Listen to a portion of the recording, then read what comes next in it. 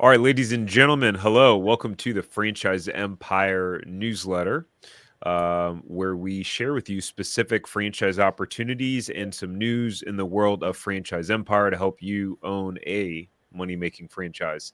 My name is Tarek Johnson. I am the CEO and founder of Franchise Empire, and I'm here with Mark Magerman, our head of brokerage. Hello, Mark. Long time no see. Hi, Tarek. How are you? Happy Father's Day, a day late. Yeah, happy Father's Day to you too. Did you guys do anything? Well, we did. We were my wife and daughter. We went out, spent the day together, and went to a nice little brewery and sat outside and had a nice cold beer and just kind of enjoyed each other's company. And it was a nice day. So didn't get to see all my kids, but when your kids are grown up and adults, they have other agendas. So everyone checked in with me at least, so they didn't forget. Yeah, that's good. Cool. All right, y'all. Today, what are we going to talk about? So we're going to talk about a low-cost franchise with a 3-to-1 sales to investment ratio, which we'll talk about why sales to investment ratio matters. We'll talk about a resale with 750,000 in sales with an integrity-focused franchisor. I'll provide a couple of contents of that's such a weird characteristic to put in the newsletter, but it was a big factor characteristic that the franchisor shares, and I thought it was very interesting. I'll talk about how a young missionary from Wisconsin turned his calling into a business. We'll also talk about Kumon, if you ever heard about Kumon, the franchise. If you guys could drop us a comment, we'd love to know what city and state you're tuning in from. So let me know in the comments below. And if you do not get this email, we send this out on Sunday mornings at 8 a.m. If you don't get this email, then you'll want to go to franchiseempire.com/newsletter so you can get this in your inbox. All right. With that said, let's hit on this resale first. Mark, was this one that you had requested to be in our inventory specifically? This I think came from one of our other brokers as a request. Got it. Not me specifically, but I believe it was Laura that requested this brand for us. Cool. All right. Awesome. So Dreammaker Bath and Kitchen. I love the name personally. I don't, outside of the newsletter and what we're going to share, I don't have any direct experience with the brand, but someone on our team does. I think it's helpful to provide the transparent color and context to it. If you don't mind, I'd like to make a comment on this. I know it's not my right time to speak yet, but on that note, I think it's important. We're very cautious about the brands that we would bring into our portfolio, and it has to meet some certain level of criteria. One of those levels of criteria is somebody on our team has to have experience working with these brands and have that. So we would never just add one because if we don't have that track record. In this case, one of our colleagues does. That tends to be good enough for you and I because we trust them. So that's just a little story about how we decide which brands we even want to consider for introductions. It was a great clarification, and it just shows why I was smart to ask you to be on this with me, because you're much more eloquent in terms of the way you say some things. Well, I don't know about that. I just know that I'm working with these brands every single day, and there's a reason and a method to our madness. So thank you for the compliment, but I just wanted to clarify it as one of the reasons why people should use us as a broker, or anybody as a broker for that matter. Is a good broker is only going to be spending your time productively with brands that meet that certain standard of excellence, which we're really proud of here. Yeah, 100%. So I'll tell you just a little bit about Dreammaker. They're a top-tier kitchen and bathroom remodeling franchise, and one of their emphasis is on their faith-based values. So for those of you, if that's important to you, could potentially be just a great brand overall.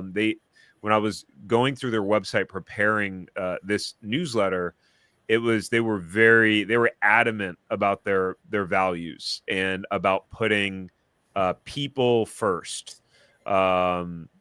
They said their slogan is Dream Makers' bottom line is people, like that. which is really interesting. And actually, I just so happen to be reading this book because to me, it's. I'll show you the book in a second. I don't know, running a business and it being financially successful, like to me, that's not the most important metric. Like, okay, so you run a company, you start a franchise, you start a business, it's wildly successful. You're miserable. You treat people like crap. No one wants to stay working with you for any period of time. And your personal life's completely all out of sorts, right? Like, I don't think anyone would want to pay that price just for monetary success. But I've started to read this book. It's called God is My CEO, and it's following God's principles in a bottom line world, which I thought was very interesting on how to lead the right way. So this brand feels like that's very important to them as well. Since 2011, average unit sales have grown by 206%, which is pretty significant, with the average system-wide gross sales reaching about 1.46 million per unit in 2024. That's according to their 2025 FDD. Ladies and gentlemen, I forgot to do something that is important. So this will be here for about 5 seconds.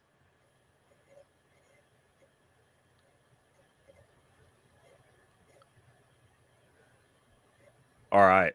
Now that we got the disclaimers out of the way.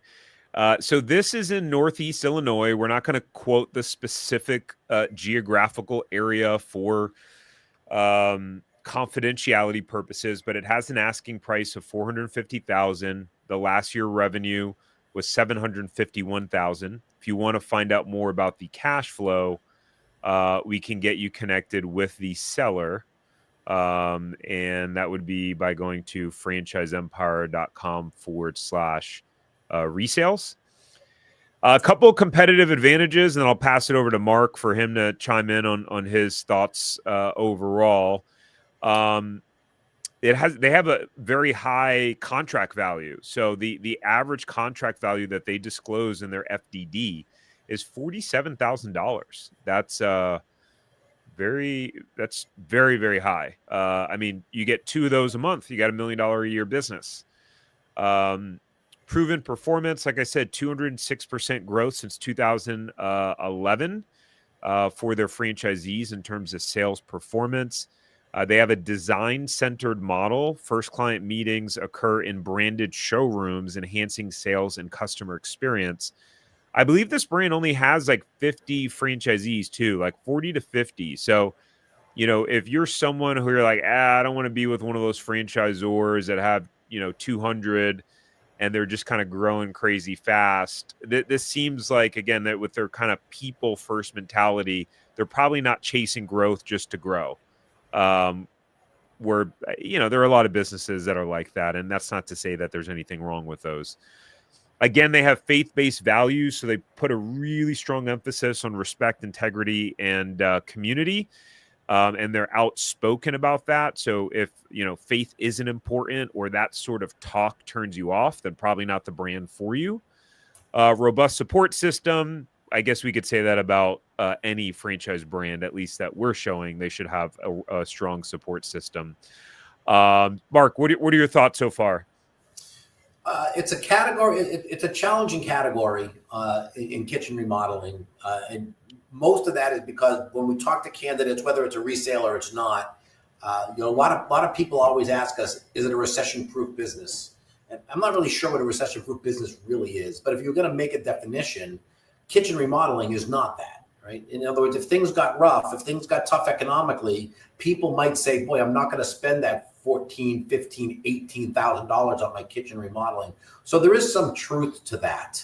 But it's also, if you know, or if you've done kitchen remodeling, it's usually, I'm trying to say this in a way that makes sense, but if, you need discretionary income to be able to do things like this, whether you're tapping into the equity of your home or not. So usually the people that are customers of a brand like this are able to weather those kind of storms. So, and again, all you have to do is look at their growth from 2004 or 6 on and show how they're growing. And there have been a couple of periods during those timeframes since 2011 that haven't been great financially. So I just tend to believe that it is an opportunity for the right candidate, regardless of economic conditions.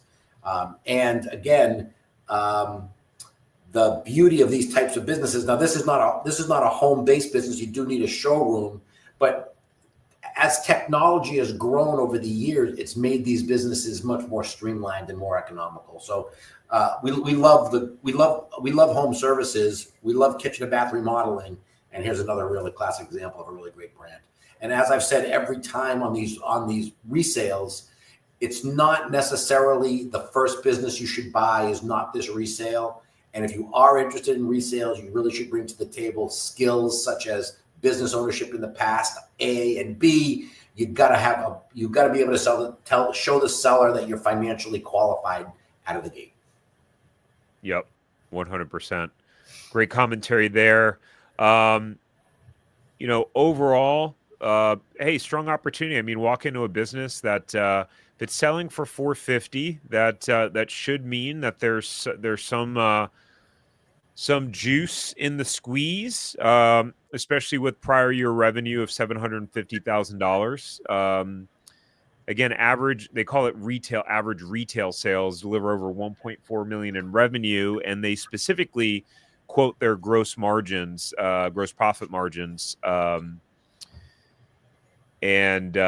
So that's helpful. They disclose some interesting numbers in their FTD, and what I find is the more that a franchisor shows, the better, and they tend to show a good variety of metrics: top line sales, average ticket, gross profit margins, and then breaking it down in segments, which I thought was very helpful.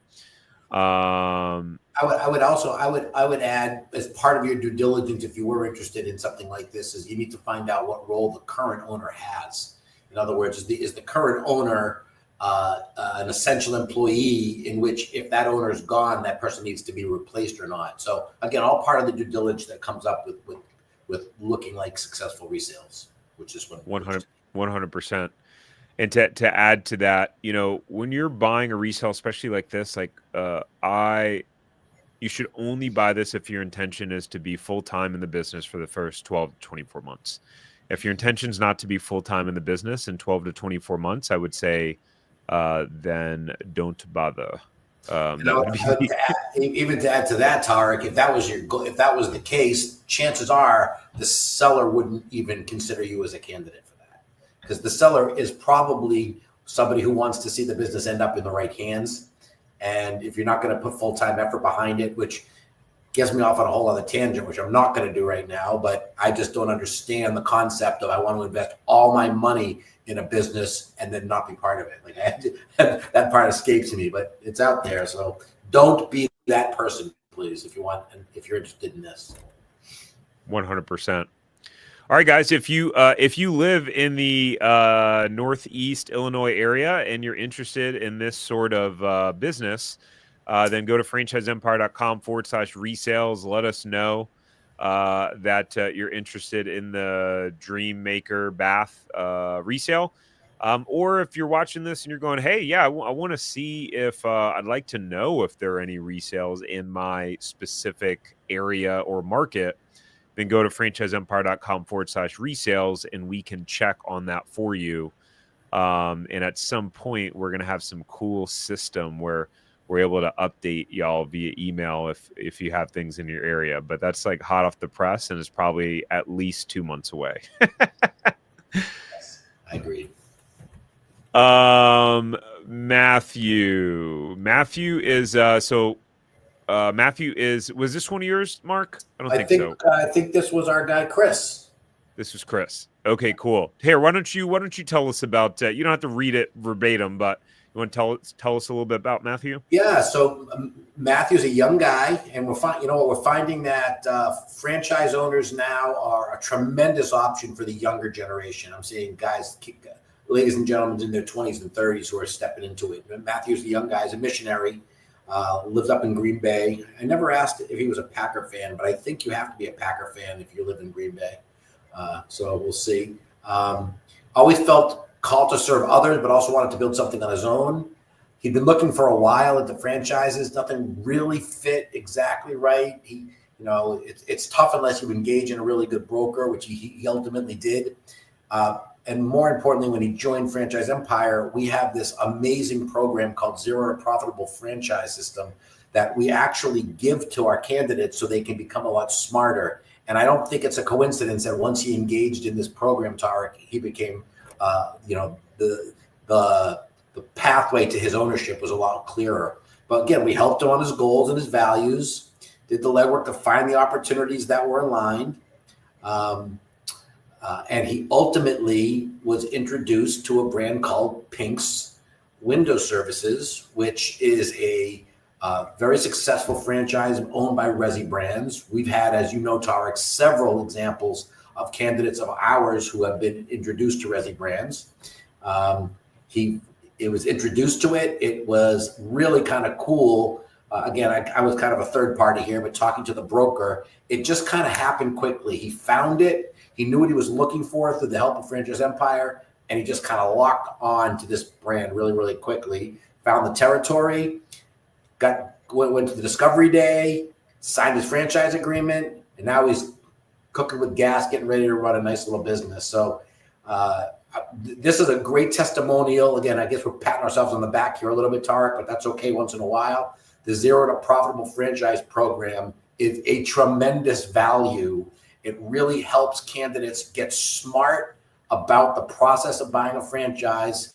And then you get to augment that by being introduced to any one of our professionals who've done it before. So anybody who's listening who hasn't taken us up on this yet, what are you waiting for? Yeah. What are you waiting for?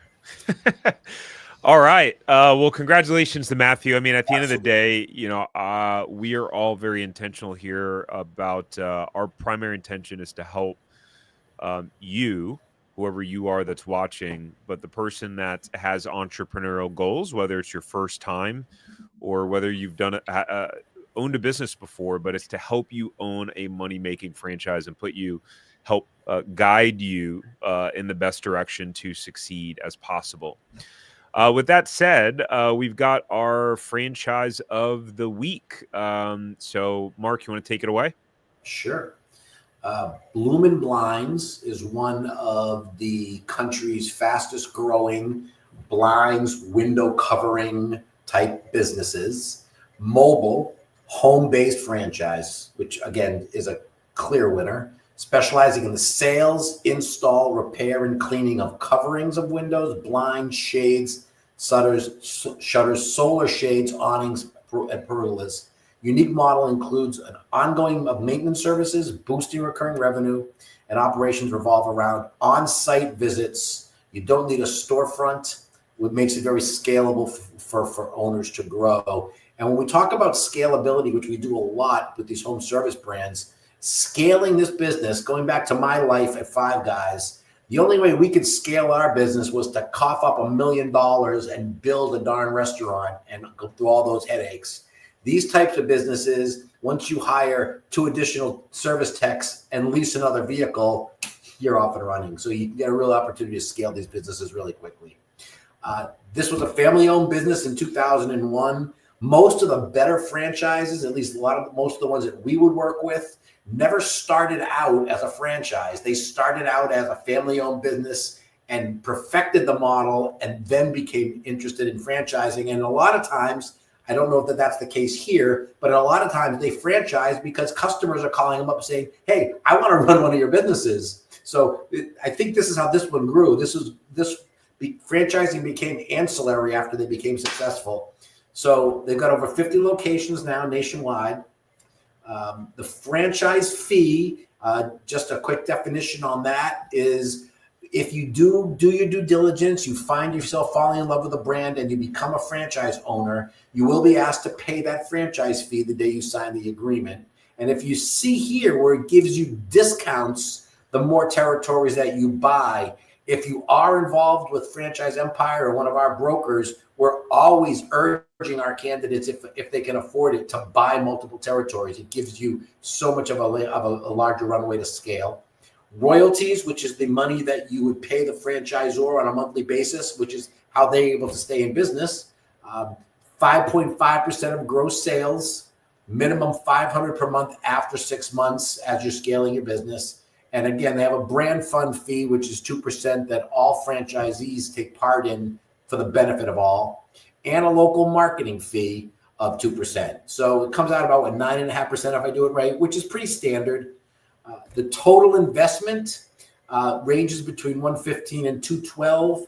But when you think about $212,000, it's still a very low investment to be able to run a business day one and have all the support and tools that you need. So very affordable. Candidates need to have at least $150,000 of net worth to be eligible. Liquid capital in the 75 to 150 range. And again, usually the credit score needs to be north of 700 so you can be fundable.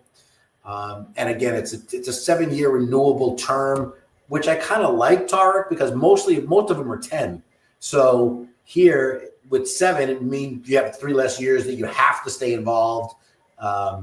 In just unique. I don't see too many of them that have done that. So that's a little bit about Blooming Blinds. Nice. I'm curious how that works. This is how my brain operates. I'm curious how that works with an SBA loan, because the SBA loan is 10 years, right? So how does that work? Because I've seen maybe 1 out of 100 franchisors have a 7-year term. Occasionally I see it, and I always wonder, why in the world do they have a 7-year term? I'm gonna have to send an email and ask now, because I really want to know. I want to know the mindset behind it. I have a feeling I know what the answer, and it's probably because they wanted 7 years so they can maybe charge more money after 7 years for franchise fees. And get people to renew. That I don't know why it would be, and I don't really think it would impact the SBA very much, because SBA, you have very favorable payback terms anyway. So, if you have an SBA and you can take 10 years to pay it off, and you've sold your business, you can still pay off the loan. So I don't think it matters as much with the SBA, but it would be interesting to know what the strategy is. I hope I'm wrong. I hope it's not because they want to be able to, charge resales, because normally, if you're a franchise owner and you're renewing, you're not paying anything additional. You're just re-signing the agreement. So be interested to see why. Yeah, well, what I've seen is the renewals are like a percentage. The fees range. It could be a percentage of the franchise fee. Like I've seen some where it's 25% of whatever the current franchise fee is. I've seen some that are flat amounts, and I've seen some where the amount is pretty much close to the actual new territory, which is very expensive, which I think is not cool in that instance. But agreed. Yeah, I've seen some really interesting terms on renewals. Yes. All right, let's talk about some of their numbers, because this was the one clearly where I had stated 3-to-1 sales to investment ratio.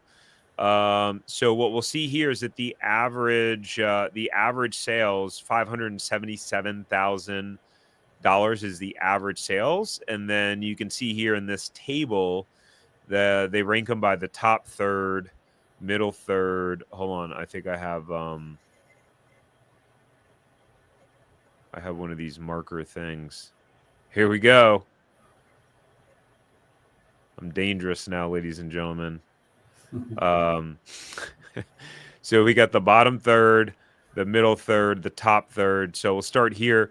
The lowest performing franchisee did $142,000, and then you had the average here, and that is 225. I'm not gonna hit the average in all of them because I don't feel like that really matters a ton.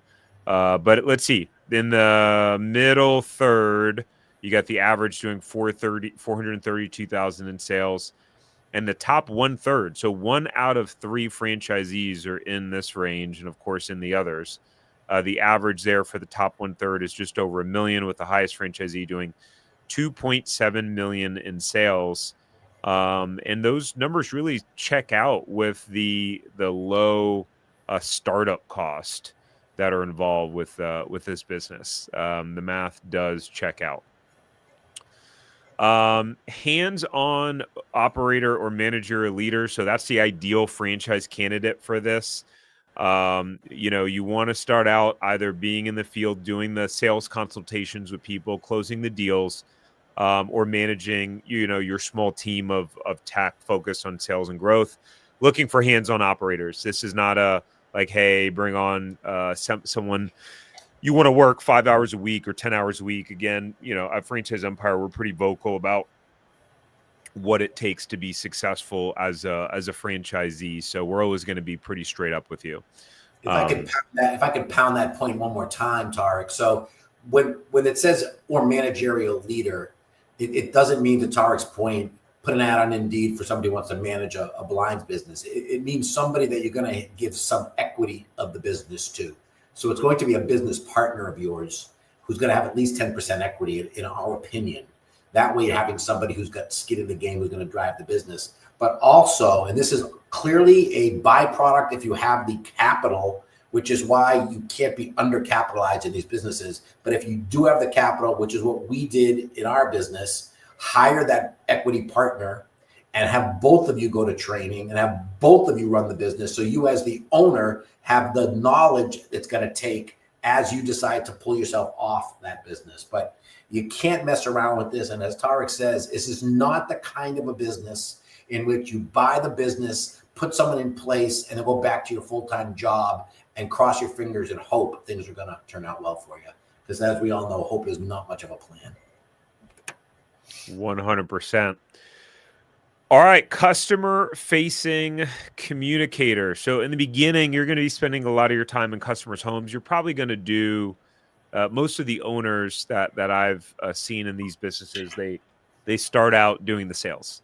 And so that would likely be the case with yourself as well. So you got to be comfortable. This isn't the business for someone who's super introverted and only likes like logistics and operations. That this would not be the business for you. There are others that may better suit your skill set and needs, but not this one.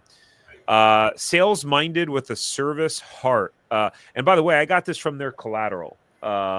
These things. I thought that was interesting. Sales minded with the service heart. So, basically what that's saying is, hey, you got to produce revenue, but you got to be willing to not only do what's right, but also you're in a business where there's specific mechanical components to it. And you're in there trying to help people. They have tech-friendly systems. They have their own CRM. They use AI-driven marketing. And this business is primarily a Monday through Friday business, by the way. So something pretty interesting about it.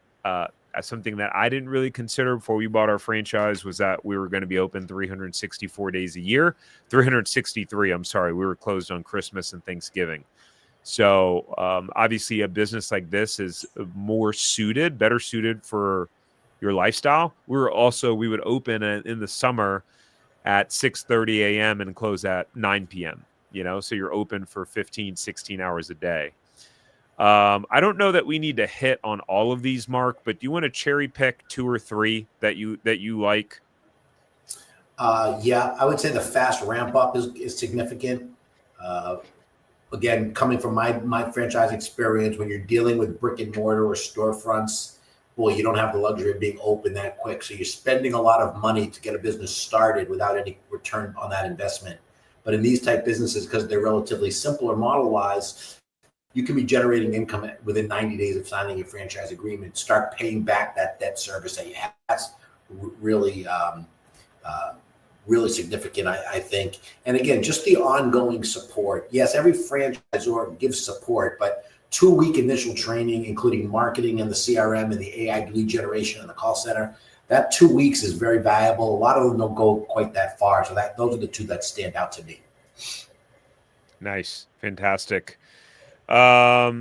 Sweet. So our overall take, guys, is just a really efficient model, low overhead. There's some recurring revenue opportunity here. And in terms of the sales to investment ratio, can offer something uh, which is not too big of a bite to chew off for those of you who think, do I have to have a ton of money to open a franchise? Do I need five, six, seven, $800,000? The answer is no. The answer is no, you don't. I'll add one other point here too, especially in these home service brands when you're dealing with blinds and windows and things. Boy, a husband-wife team would be dynamic as well, right? So let's say that the wife is really good in front of the customers, and the husband is more of either an installer type person or hands-on mechanically, or even the back-end office support person. But boy, a dynamic tandem would be fantastic here to really hit the ground running. Yeah, I have a quick story on that to drive that point home. But before I hit that, guys, if you are interested in this specific franchise, you want to know, hey, do they still have territory available in my area? Is my neighborhood, is that still available? Then you can go to franchiseempire.com/check territory. We can find out if that territory is available for you. And with that said, even if this particular one isn't, there may be some other brands that align with your financial, lifestyle goals, etc., your skill sets that may be available where we'd be able to check for you. That's one of the benefits of having us do the territory checks, because we can check on 5, 10, 15, 20 different brands at one time, Right. really an unlimited amount. But if you were to just try to go directly to a franchisor, of course, they only want you to buy their franchise, and you're only going to know about that specific one. We believe in having people look at options and being able to have options during the process. In terms of, to Mark's comment of a husband and wife duo, so I recently dusted off the cobwebs and was working with some clients, and Keith and Beth, and their husband and wife. And Beth had a small kind of organizational business where you go in and help like organize people's like closets and different things like that. And she's pretty creative, just loves people, like just a very sweet individual. And then her husband, Keith, just a high driver, super type A, very successful in the corporate world.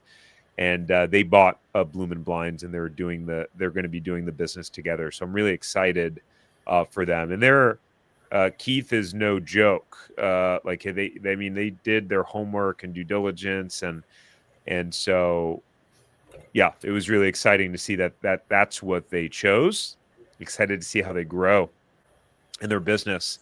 Likewise. Last but not least, the most recent episode of the Zero to Profitable Franchise podcast, which is now on YouTube as well, and we've really changed up the content. So this one is less podcast style. This video is only about 5 or 6 minutes long. And basically what we've started to do is I'm going down the Entrepreneur Franchise 500 list, starting at number 1 and going all the way down. And we're just reviewing the brands and going over their startup costs, what they show as their sales, how many locations they have open, giving you a little bit of history on those brands. So that's we did that video here for Kumon. So hopefully you enjoy that breakdown. I think the series is actually going to be pretty popular. I think it's pretty entertaining and informative. You can click here to watch it on YouTube on the Franchise Empire YouTube channel. You'll see that it'll take you right here.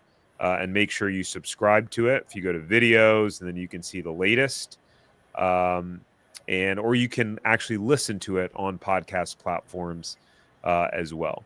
But that's it, guys. If you got value out of this, and if you like these newsletters, make sure to hit the like button wherever you're watching, YouTube, LinkedIn, etc. It helps this to get shown to more and more people. Mark, anything else you want to close with? No. Again, a couple of great stories to share today, great brands. And if anybody has any questions at all, then please reach out. We would love to chat with you and at least introduce the way we help all of our candidates and by the end of this year, 2025, I think when the dust settles, we'll probably have 75 or 80 new franchise owners as a result of our engagement with them. So no time like the present. If you're thinking about it, let's get started. Give us a ring or give us a click. Don't call us. No, I'm just kidding. There's no such thing as phones anymore. I keep forgetting that. No such thing as phones. No one calls anybody anymore.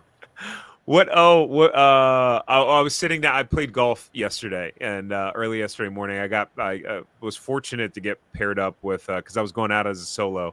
I got paired up with a group of 3 guys. One was the Uncle Joe. He was like 75. Yeah, 75. Cool guy. Used to be a mushroom farmer. Interesting. Then it was his son-in-law and his nephew.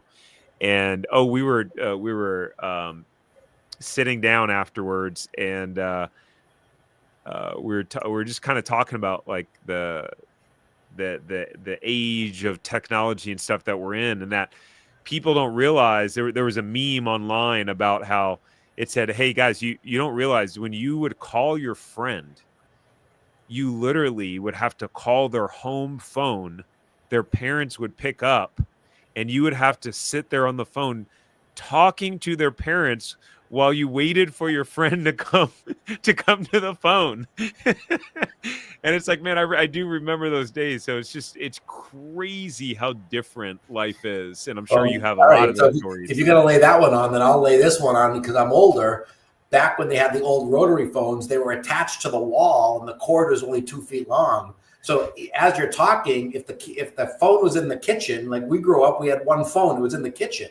So if I'm talking to somebody and it's a personal conversation, I'm standing there. My mother didn't feel any obligation to leave the room while I was speaking. So I just had to talk and whatever was going on. So yeah, a little bit different. When I share that story now with the young generation, they're like, wow, it was really, really rough for you back then. And I'm like, no, it's really rough for you guys now. We had it really simple back then. So funny story. Right? Yeah. I remember when it was cool to go play outside. I would just play outside for hours. Nowadays, change your school clothes and go outside. And my mother would ring a bell, and if we came in for dinner, we ate. And if we didn't come in for dinner, the dinner didn't get eaten. So totally up to you. A little bit different than it is nowadays. That's for sure. Yeah, 100%. All right, guys. You guys have a good rest of your day. Thanks, Mark. Thanks, everybody. Thanks, Tarek. See ya.